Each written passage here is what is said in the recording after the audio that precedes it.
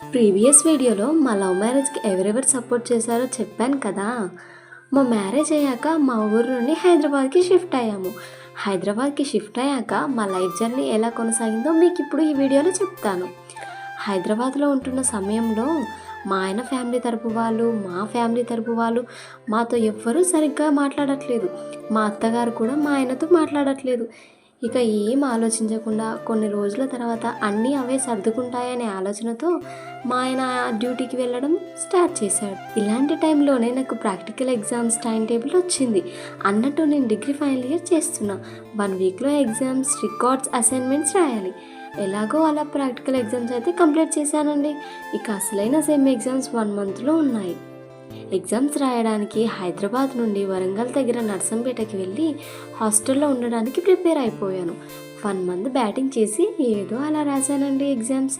ఈ 1 మంత్ గ్యాప్లో మా ఆయన నాకు ఒక చిన్న షాక్ ఇచ్చాడు. అదేంటో మీకు నెక్స్ట్ వీడియోలో చెప్తాను.